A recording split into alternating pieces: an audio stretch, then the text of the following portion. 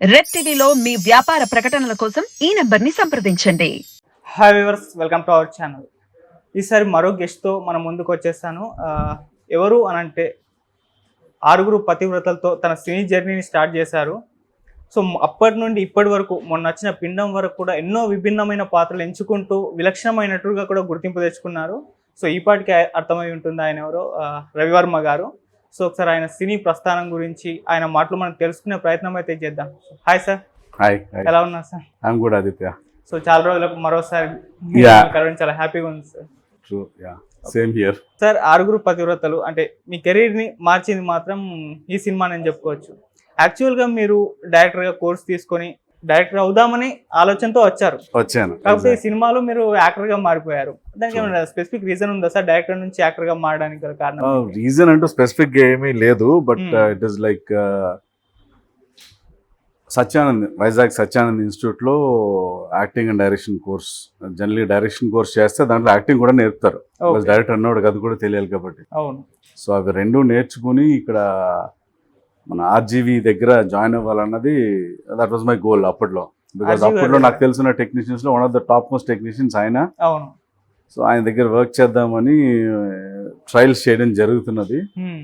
So ఈ ప్రాసెస్లో నేను ఆఫీస్కి వెళ్ళడం, అక్కడ సుబ్బరాజు గారని ఆయన్ని కలవడం, ఆయన ద్వారా ఆర్జీవి గారితో కలిపిద్దామని. ఈ ప్రాసెస్లో ఏమైందంటే, నేను అంతకు ముందు సింగపూర్లో ఒక 7 years జాబ్ చేసి అక్కడే చదువుకుని వచ్చాను. ఓకే. సో September 11th తర్వాత అనుకోకుండా ఇండియాలో ఉండిపోవాల్సి వచ్చింది కొన్నాళ్ళు. బికాజ్ అక్కడ అంతా బెంచ్ మీద ఉండడం వల్ల యూఎస్ అంతా కూడా. ఈ ప్రాసెస్లోనే ఐ బికేమ్ అన్ యాక్టర్. అంటే ఈ డైరెక్షన్ సైడ్ ఇంట్రెస్ట్ పెరగడం ఇదంతా వచ్చింది. సో ఆయన్ని జాయిన్, ఇలాగా I want join RGV as an AD, ఆయన దగ్గర నేర్చుకోవాలనుకుంటున్నాను. దెన్ హీ టోల్డ్ మీ డైరెక్షన్లో ఉన్న కష్టాలు, ఎంత టైం పడుతుంది for you to be established. So అప్పట్లో social media was not that active. అవును. సో అండ్ మూవీ మేకింగ్ కూడా అంత ఈజీ కాదు అప్పట్లో. చాలా లిమిటెడ్ ప్రొడక్షన్ హౌసెస్ ఉండి, దాంట్లో కూడా ఎంతో ఎక్స్పీరియన్స్ ఉండి, ఎంతో పరిచయాలు ఉంటేనే కానీ డైరెక్షన్ ఆఫర్ వచ్చేది కాదు. అటువంటిది ఇప్పుడు నువ్వు వస్తావు for you to learn what direction is, and then నీకంటూ ఒక సొంతగా ప్రొడ్యూసర్ని తెచ్చుకుని ఒక హీరోని కన్విన్స్ చేసి సినిమా చేసుకోవడానికి చాలా టైం పట్టేస్తుంది. This is not that easy. ఈ కాన్వర్సేషన్ జరుగుతున్న టైంలోనే జేడి చక్రవర్తి గారు అదే ఆఫీస్కి రావడం జరిగింది. ఆయన్ని పరిచయం చేసి ఇలాగ వచ్చాడు సింగపూర్ నుంచి, ఇప్పుడు డైరెక్షన్ జాయిన్ అవుతాను అంటున్నాడు, I'm trying to say no to him, నువ్వు కూడా చెప్పు అసలు ఇండస్ట్రీ గురించి అంటే. ఆయన వర్షన్లో ఆయన పాపం చాలా ఎక్స్ప్లెయిన్ చేశారు. Okay. What are the difficulties, అంటే this career is not that easy, నువ్వు అనుకున్నట్టుగా అలా అనుకుని అలా డైరెక్టర్ అయిపోరు, దానికి చాలా ప్రాసెస్ ఉంటుంది. నీ కెరియర్లో చాలా టైం దీని గురించి స్పెండ్ చేయాల్సి వస్తూ ఉంటుంది. బట్ నీది పీక్ సింగపూర్లో జాబ్ చేసి వచ్చిన వాడివి, నీకు అవసరమా అని ఇటువంటి టాపిక్ అంతా జరిగిందనమాట. అవును. లేదు sir, I still want to join, this is something new to me and this is something very exciting. అవును. So I want to know what it is అన్న ప్రాసెస్లో ఐ సెడ్, డైరెక్షన్ కొంచెం నీకు సెటిల్మెంట్కి టైం పడుతుంది, why don't you try as an actor, బాగానే ఉన్నావు కదా, గుడ్ లుకింగ్ ఉంది, వై డోంట్ యూ ట్రై అన్నారు. ఓకే. లేదు సార్, నాకు అప్పట్లో బాగా షై ఎక్కువ. సో కొంచెం నాకు పబ్లిక్లోకి వచ్చి మాట్లాడడం అని ఏదైనా కొంచెం నాకు shy sir, I don't think I can make it అన్నాను. లేదు, ఈవీవి గారు they were looking for new, they planning for a new movie, దాంట్లో ఒక 6 heroes గురించి దే ఆర్ లుకింగ్ అన్నారు అని. ఐ డోంట్ నో ఆ రోజు ఏం మ్యాజిక్ జరిగిందో నాకు తెలీదు. He could convince me, and then ఇమీడియట్గా దానికి కావాల్సిన రిక్వైర్మెంట్స్ ఏంటి అంటే, I have to go with my portfolio. Okay. So ఇమీడియట్గా సుబ్బరాజు గారే, మన యాక్టర్ కృష్ణుడు ఉన్నారు కదా, అతను కాల్ చేయడం, అతను పిలిపించి అతనితో పోర్ట్ఫోలియో చేయించడం, ఆ పోర్ట్ఫోలియో తీసుకుని నేనేమో ఈవి గారిని కలవడం. అనుకోకుండా నాకు నా ఫస్ట్ ఆఫీస్కి వెళ్ళడం, నా ఫస్ట్ ట్రయల్లోనే నాకు హీరోగా సెలెక్ట్ అయిపోవడం. ఓకే.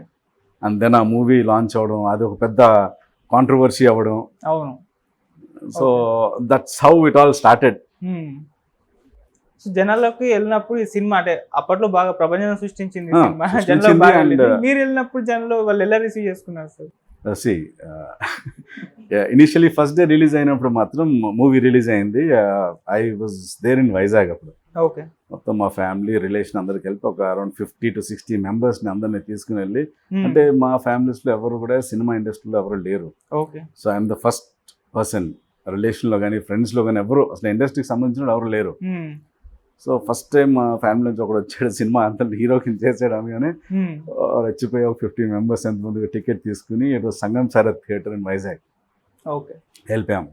మూవీ స్టార్ట్ అయింది. స్టార్ట్ అవ్వడమే సీన్లతో స్టార్ట్ అయింది. అండ్ అన్ఫార్చునేట్లీ నా క్యారెక్టర్ ఇంటర్వెల్ తర్వాత వస్తుంది. So it is the whole movie is divided into 6 stories. So ఒక్కొక్క ఎపిసోడ్లో ఒక్కొక్క స్టోరీ వస్తుందన్నమాట. Each episode came about 20-25 minutes అలా ఉంటుంది. ఓకే. సో ఫస్ట్ హాఫ్లో నా స్టోరీ రాలేదు. అప్పటికే ఇంట్లో అందరూ యాంగ్రీ, ఏంటి ఇలాంటి సినిమా చేసావు ఇది అది అని. యాక్చువల్లీ ఈ సినిమాలో ప్రాబ్లం ఏమైందంటే ఈవీవి గారు ఈ కాన్సెప్ట్ని బాగా ఎర్లీ తీసుకొచ్చేసారు. ఓకే. మన జనరేషన్కి బాగా ఎర్లీ తీసుకొచ్చేసారు. అదే మూవీ ఇప్పుడు రిలీజ్ అయ్యి ఉంటే డెఫినెట్గా 100 days ఆడేస్తుంది. అంటే అంత బాగా చూస్తారు. That kind of concept. He was too early for those concepts. And ఆయనకున్న మెచ్యూరిటీ లెవెల్స్ ఏంటంటే ఒక 10 సంవత్సరాల తర్వాత సినిమాని ఎలా చూడగలుగుతున్నారో, చూడడానికి ఇష్టపడతారు జనాలు, అది ముందే తీసుకొచ్చేసారు ఆయన. బట్ మన audience were not ready for that. So కొంచెం యాక్సెప్టెన్స్ టైం పట్టింది. కానీ బయటకు చెప్పడం, అందరూ దీని గురించి కాంట్రవర్షియల్ మాట్లాడుతున్నారు కానీ దాన్ని చూడడం వాళ్ళు అంటూ లేరు. ప్రతి ఒక్కళ్ళు చూసారు ఆ సినిమా. సో సెకండ్ హాఫ్లో మై క్యారెక్టర్ కేమ్ అండ్ ఒక 5-10 minutes నన్ను స్క్రీన్ మీద చూసింది. నాది కూడా యాక్చువల్లీ ఫస్ట్ నైట్ సీన్ తోటే స్టార్ట్ అవుతుంది. That was also bit embarrassing. ఎందుకంటే ఫ్యామిలీ మెంబర్స్, పేరెంట్స్, రిలేషన్ అందరూ ఉంటే దాని ముందు నేను అక్కడ ఫస్ట్ నైట్ సీట్ చేస్తుంటే అది ఫ్యామిలీతో చూసా. మై ఫాదర్, మదర్, ఇంకా పిల్లలతో సహా అందరూ వెళ్ళాం. నాకు అంటే ఆ సినిమా చేస్తున్నప్పుడు నేను చేస్తున్న వరకునే నాకు తెలుసు, మిగతా హీరోలు ఏం చేస్తారో నాకు తెలియదు. సో వెళ్ళి చూసేటప్పటికి it was all entirely different projection. అంటే ప్రతిదీ కథ స్టార్టింగ్ అలా ఉండేది, but it use to go in to the story. So I think ఒక 15-20 minutes తర్వాత యాక్సెప్ట్ చేశారు. నా క్యారెక్టర్ అయిపోయిన తర్వాత మా dad tap me on my shoulder. అంటే ఓకే, యాక్సెప్ట్ చేశారు, ఆర్టిస్ట్గా ఒప్పుకున్నారు. సో అలా స్టార్ట్ అయింది. అండ్ ఫార్చునేట్లీ ఏంటంటే ఆ సినిమా మొత్తానికి 6 హీరోల్లో నా క్యారెక్టర్ అండ్ ద క్యారెక్టరైజేషన్ ఆడియన్స్లో బాగా రీచ్ అయింది. సో అది ప్లస్ అయింది. And that is the only reason why I'm today. ఈరోజు ఆదిత్య నా ఇంటర్వ్యూ తీసుకోగలుగుతున్నారంటే అదే నాకు కారణం. Correct sir. సార్ ఇప్పుడు రిలీజ్ అయ్యి ఉంటే ఇంకా బాగుండేది అంటున్నారు. ఈ మధ్య మనం చూస్తున్నాం రీ రిలీజ్ ట్రెండ్ నడుస్తుంది సార్. అవును. మన ఫిబ్రవరిలో అనుకుంటా సినిమా రిలీజ్ అయింది. అవును. ఆ డేట్ రాగానే మీమ్స్ చూస్తాం, 6 పతివ్రత రిలీజ్ చేయాలి అని చెప్పేసి మీమ్స్ లో చాలా వెళ్ళింది సార్. మళ్ళీ మరి రీ రిలీజ్ ఏమన్నా లేదండి. ఎందుకంటే అంటే మేబీ ఈవీవి గారు ఉండుంటే ఏమన్నా అడిగి చేసేవాళ్ళం.